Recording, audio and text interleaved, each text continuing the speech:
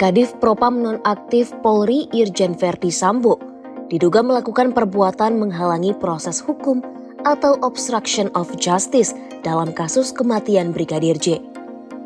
Hal tersebut mencuat setelah tim Inspektorat Khusus atau IRSUS melakukan pemeriksaan terhadap Verdi Sambo.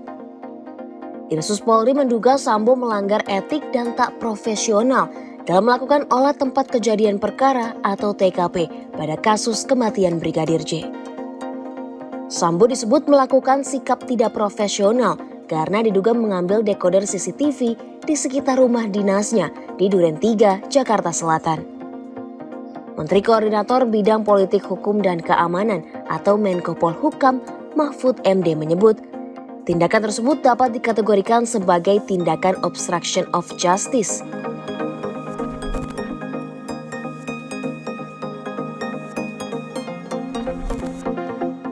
Upaya menghalangi proses hukum bentuknya bisa seperti membantu menyembunyikan alat bukti atau tersangka, menghilangkan atau merusak dokumen, hingga pelarian diri tersangka dalam proses pemeriksaan penyidikan.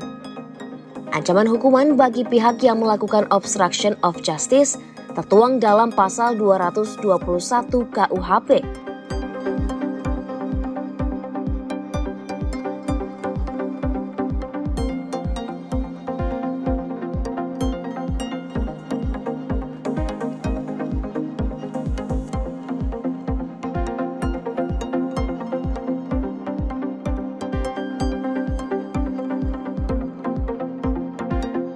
Sementara dalam penanganan perkara korupsi juga tercantum ancaman pidana terhadap pihak-pihak yang menghalangi proses hukum.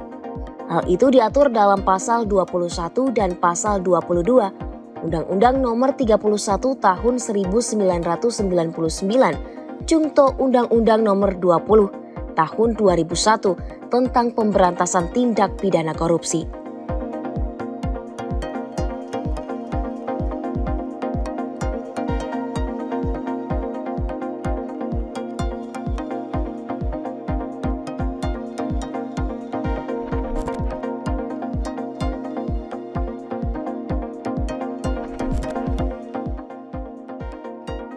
Menurut Mahfud, pelanggaran etik dan pidana bisa diproses bersamaan. Ia mengatakan, sanksi etik bukan diputuskan oleh hakim dan bukan sebuah hukum pidana.